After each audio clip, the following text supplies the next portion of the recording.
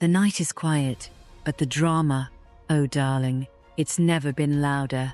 You may have forgotten all about your favorite nighttime soaps, but Miss Kane, she never did. She's been watching all the affairs, the betrayals, and the big hair, and now she's here to tell you everything you missed, or perhaps just forgot. This is Drama After Dark. Slip into something comfortable, and let's catch you up. Don't just watch the scandal, darling. Subscribe and join the drama every Friday. If you're new here, darling, welcome to Drama After Dark. And if you've been watching with me for a while, well, it's good to see you again. Around here, we revisit the golden age of nighttime soaps, one episode at a time, the power plays, the betrayals, and the spectacularly bad decisions that made these shows absolutely unforgettable. Tonight, we're heading back to Southfork for another chapter of Dallas. So settle in, love. This one gets rather interesting.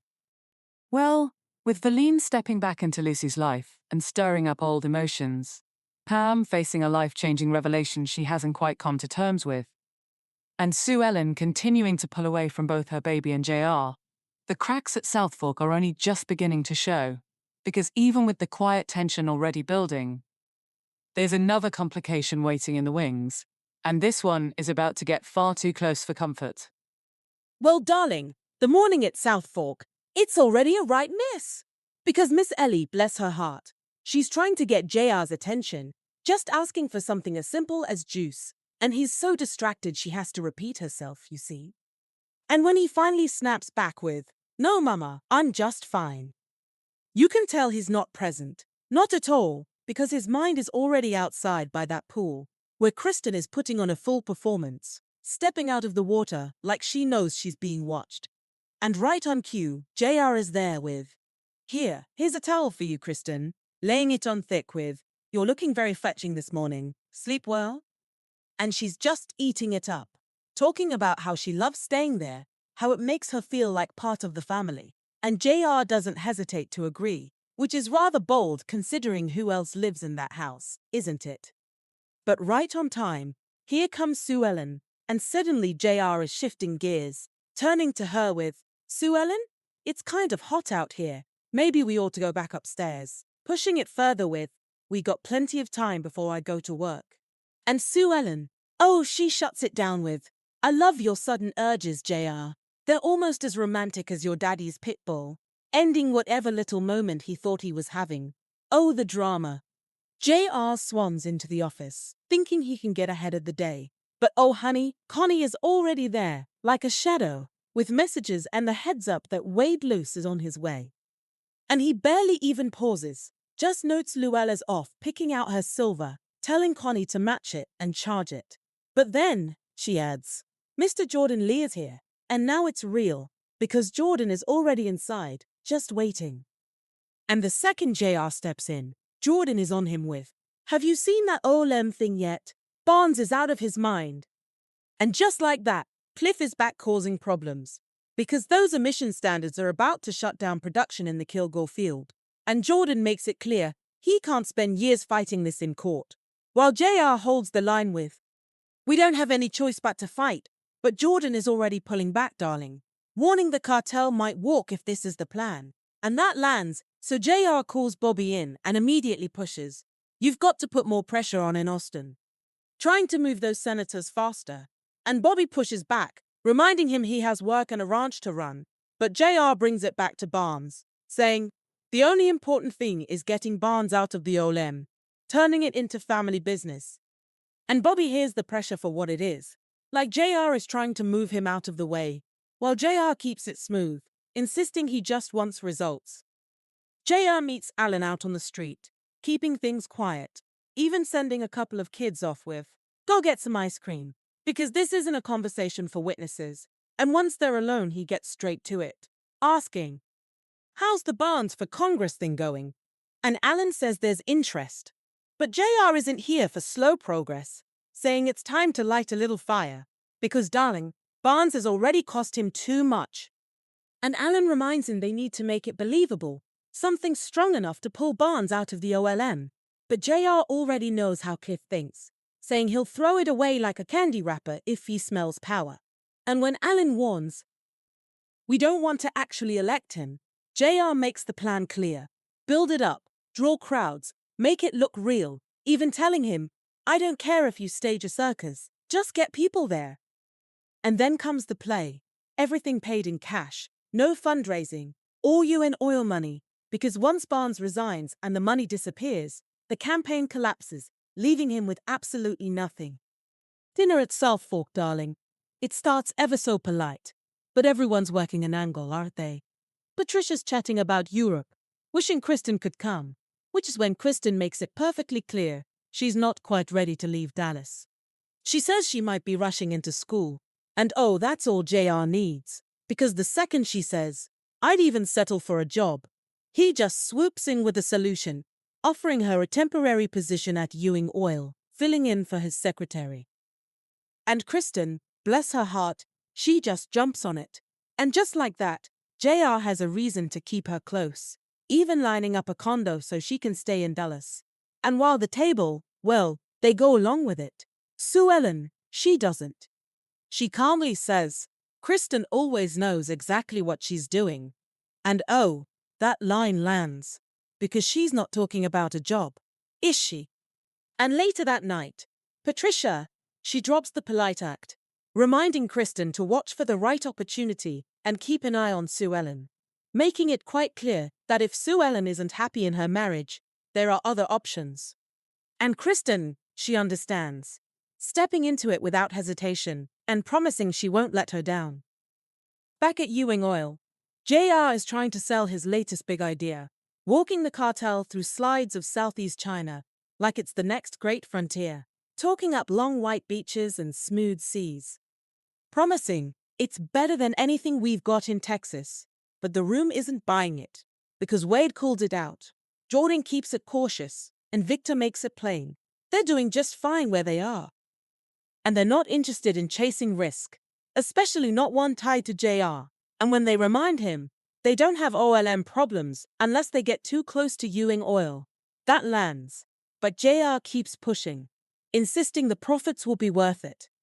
Even as they start backing off completely, telling him to keep it if he believes in it so much. And just like that, his big pitch falls flat. But right as the mood turns, the door opens and Kristen walks in with hors d'oeuvres. And suddenly the energy shifts, because now the same men who were shutting JR down are smiling, taking sandwiches, asking her name, clearly more interested in her than any oil deal. With one of them even joking this is proof JR isn't all work and no play. And JR has to pull it back, reminding them that happens to be my wife's little sister, but the damage is done. Because now the room that just rejected his business is very interested in what he's brought into it. Right then, Bobby's heading off to Austin, brushing off Miss Ellie when she asks about dinner, making it clear his schedule's all up in the air, cause he's trying to help JR, even admitting Cliff Barnes is putting pressure on Ewing Oil, darling. But before he can leave, the phone rings for Pam, and when Bobby answers, the nurse says it's Dr. Crane's office calling to confirm her appointment, and that's when everything shifts, cause Bobby wasn't supposed to know anything yet, was he? And after he hangs up, it hits him, saying that was Pam's gynecologist, then catching himself with you don't think.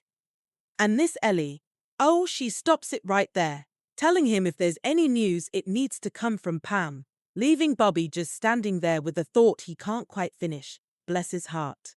JR moves fast, darling, because now that the cartel won't back him, he's trying to take control of the deal himself, meeting with Lowell and making it crystal clear he's still very definitely interested in those Southeast Asia leases. Even as Lowell warns that people are getting ever so uneasy seeing his group fall apart. But JR spins it. Oh yes he does, saying to tell them he's investing alone, not building a new syndicate. And when Lowell presses him on just how high he plans to bid, JR doesn't blink. No, not him, saying as high as I have to, while quietly pushing for an edge, asking for guidance on just how high that sealed bid needs to go. And Lowell plays it careful, but gives enough, advising him to top it by a wide margin. And that's all JR needs, because now he knows the number is going to be big, which sends him straight to Vaughn, where the tone shifts. Because this time JR needs money. And Vaughn isn't as eager, warning Southeast Asia isn't the bank's field, and the loan committee won't like it. But JR leans in, reminding him of their history, even applying pressure about how far Ewing oil has carried him. And that's the real move, because this isn't just business, it's leverage. And Vaughn finally gives in just enough, saying he'll see what he can do. And that's all JR wants to hear. Because for him, this isn't about playing it safe, making it clear survival's not enough. He wants to win, no matter what it costs. Oh, Pam, bless her heart, goes to Cliff, you see, looking for a bit of support. But no, darling, he doesn't give her comfort. He just gives her pressure, pushing her to be honest with Bobby, and making it quite clear this isn't something she can keep avoiding. And even when she admits she's torn, wanting the baby but fearing what could happen, Cliff, he keeps it firm, telling her this is a decision she and Bobby have to face together. But then, like always, he pulls it right back to JR, saying nothing changes until he breaks him, tying her situation into his fight. You know, and from there, we shift back to Southfork, where JR is out on the patio with Kristen. And now that she has a job and a place to stay, he's even more comfortable, standing close, complimenting her, clearly enjoying how easily she fits into his world, until Sue Ellen walks out and catches them. And JR tries to smooth it over with Kristen. I was just showing her the view, but the damage is already done, isn't it? And Sue Ellen turns and walks away. And instead of backing off, JR leans right back in, letting the moment pick up where it left off, telling Kristen, "You act like a schoolgirl." And she answers just as easily, "I am a schoolgirl." And that right there tells you everything. Because now there's no interruption, no cover, just the two of them leaning into something they both know isn't innocent. The drama sparkles best when you're part of it. Subscribe and stay close, like a whispered secret. Leave a comment, tell us what has you gasping, because every scandal deserves an audience. Bobby gets back from Austin, darling, and he just meets Pam outside, already chattering away, mentioning that Dr. Crane's office called. And when he asks if anything's wrong, Pam just tells him no, and that's what flips it, isn't it? Because now, he leans in with "then is anything right?" And the second it clicks, he just says it. "Are you pregnant?" And when she confirms it, well, that's it. Bobby is gone. Just overwhelmed, excited, already celebrating, talking about going out, making a night of it. While Pam, bless her heart, she's trying to slow him down, telling him she needs to talk, but he's just not hearing her, brushing past it with "forget dinner. We're going out, already planning, already moving," admitting you couldn't even focus in Austin after that call. And Pam keeps trying to pull him back, repeating, "Bobby, I've got to talk to you." But he just won't let the moment shift, steering her toward the car, caught up in the excitement, because right now, all he hears is that he's going to be a father. And nothing else, absolutely nothing else, is getting through. Morning at Southfork. Well, it moves fast, darling, because Bobby, bless his heart, he's already rushing Pam downstairs, calling for her to hurry, not giving her single space to talk, not even when she tries again. Telling him she wanted to talk last night, but Bobby, he just shuts it down, saying the only talking they need to do is tell the family the big news. And once they hit the patio, he just jumps right in with, "There's gonna be another baby on Southfork. Pam's pregnant. And the table, oh, it just lights up." Jock, he's thrilled. Lucy joins in, and everyone just leans into the excitement, except JR, who barely reacts. And Sue Ellen, well, she just cuts through it with, "They finally got what they want. A real Ewing heir." Shifting the mood. Just enough, you see. And while Bobby is still riding high, he finally circles back, asking what Pam wanted to tell him, but now she brushes it off, saying it's not important, letting the moment pass. That's just how it goes, isn't it? And once the table clears, Kristen approaches Sue Ellen, poking at her reaction and bringing up what she saw the day before, between her and JR, trying to get a ride out of her, but Sue Ellen, she stays cold, telling her she's going to do whatever she wants anyway, which only pushes Kristen further, before she shifts right back to JR, slipping into that same flirtation as he reminds her about the apartment, keeping things just suggestive enough. Oh, the drama! At Ewing Oil, Bobby's already in motion, darling, directing Connie to send materials out to senators and congressmen, when JR just swans in with Kristen right behind him, setting her into the office, as if this was always the plan, you see. Once she's occupied, JR pulls Bobby into his office, pushing again about Austin and wanting him down there full time, but Bobby doesn't budge, making it clear he's already handling it. And when JR tries to pivot, bringing up Pam and the baby like Bobby should be distracted, well, that's when Bobby calls it out, suggesting maybe JR's the one trying to cover something closer to home. And that lands. Because now Kristen isn't just implied, she's understood. Oh yes. JR shuts it down quick, saying he'll handle things himself, but Bobby leaves it right there, because he sees exactly what's going on. Later that night, JR continues putting things in place, taking Kristen to the condo he lined up for her, and showing it off like it's a gift, making sure she sees everything: food, wine, clothes, every single detail handled. Kristen takes it all in, impressed but certainly not naive, asking what exactly he expects from her, and making it clear she's not there for something casual. No, darling. JR doesn't offer promises, just leaves it open, letting her decide.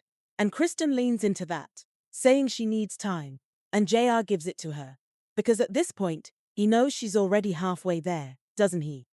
Oh, darling. JR meets Vaughn expecting some progress, and honey, this time he actually gets it. Because Vaughn, he just waltzes in with the best news, telling him the financing is all set, absolutely everything JR needs for that offshore deal. They can cover it. Even pulling in other banks to spread it out, putting together a whopping $100 million package. And for a moment, just for a moment, it looks like JR has gotten exactly what he wanted. But then, darling, Vaughn adds the condition, calling it a mere formality, of course. And when JR presses him, it finally comes out. He's going to have to put up Southfork as collateral. And honey, that stops everything. Because now it's not just business. No, it's personal. And JR pushes back so hard, making it clear Southfork is his home, not something he's willing to gamble away. But Vaughn, bless his heart, doesn't budge, telling him there is no deal without it. And that, my dear, is the line. Because now JR has to choose between holding on to what truly matters and going after something bigger. And without hesitation, without even pretending to weigh it, he makes the call. Done. Back at the office, JR is meeting with Alan again. And this time, it's all about progress, darling. Alan's reporting that the groundwork is being laid, pulling in everyday people and keeping things ever so low-key, just the kind of grassroots push JR wanted. And JR is simply pleased, telling him to stay on top of it and keep things moving, making it crystal clear the plan is working exactly the way he intended. And once Alan leaves JR's office, he runs into Bobby and takes the opportunity, introducing himself and asking for a moment. And Bobby, bless his heart, agrees, bringing him into his office. And at first, it sounds rather casual, Alan mentioning he's been working with JR, but then he starts circling, bringing up that JR seems unusually preoccupied, like he's trying to read the situation without asking directly. And Bobby, oh, he just brushes it off as business pressure from Cliff and the OLM, not giving anything away, of course. And when Bobby asks how Alan is involved, he keeps it clean, saying he's working on a possible lawsuit angle, keeping everything so above board. And just like that, the moment passes, because whatever Alan was really looking for, Bobby doesn't give it to him, and they part on polite terms. But now there's a quiet awareness on both sides that not everything is being said out loud, is there? Well, now, Pam goes to dinner with Digger, and for a second, it almost feels normal, like maybe she can breathe, because he's talking about not drinking and getting himself together, and she's playing along, but he clocks it immediately, because Pam, bless her heart, she cannot hide stress, can she? And the second he asks what's wrong, she just says it. I'm pregnant, Daddy. And he lights up, calling it wonderful, and Pam shuts that down just as fast. Because for her, this is fear, bringing up the diagnosis and what it could mean.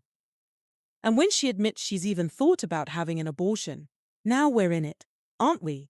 And Digger immediately asks if that's Bobby's idea, because of course he does. But when she says Bobby doesn't even know, he takes a turn and tells her not to tell him at all, sir, and then tries to smooth it over with, it'll work out. Like optimism is a plan. And Pam pushes back, bringing up what happened to her brother and sister. But Digger keeps going, saying things are different now, doctors know more. And it may not be solid, but right now, it's the only comfort she's got. Well, darling, JR is back with Vaughn, going over the details of that deal, tightening things up and making sure everything stays controlled. Even talking about bringing in different lawyers so it doesn't get back to Jock. Because this is simply not something he wants questioned. And right in the middle of it, Kristen calls through with a message, saying Lowell Hansen has been trying to reach him, and that everything's okay, which tells JR exactly what he needs to know, that he's got the top bid, and once the call ends, Vaughn makes it plain what's at stake, telling him he'd better say a prayer for Southfork, because now it's really on the line. And from there, we shift to Kristen back in the outer office, and she's not just answering phones anymore. No, she's paying attention, asking Connie questions, trying to piece together who's who and how things work. Playing it off like she's just learning the job, but you can tell she's digging. Oh yes. And once she's got enough, she makes her move, heading into JR's office with paperwork, keeping it professional on the surface, but now she's a little more aware of the game she's stepped into and how much there is to learn.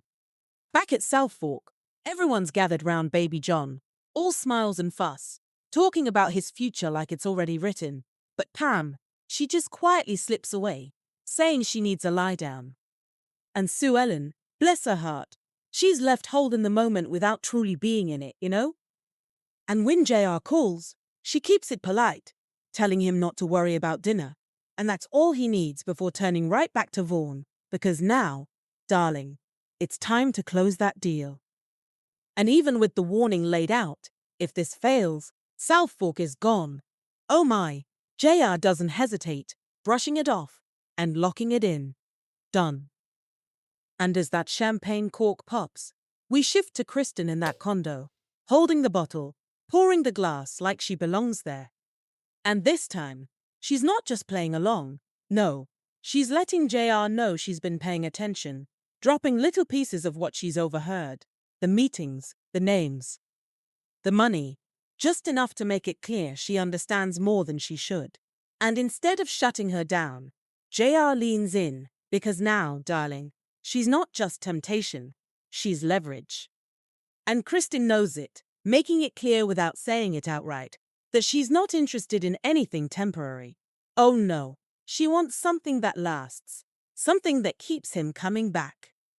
And JR, he doesn't resist that. He feeds it, because for him, this isn't a problem, it's an opportunity. And just like that, while one deal closes, another one is already taking shape. Well, wasn't that deliciously messy? Miss Kane walked you through the drama, and trust me, the secrets are just starting to spill. But don't think it's over, darling. There's always another scandal waiting in the shadows. This has been Drama After Dark. Until next time, we'll be watching. Will you?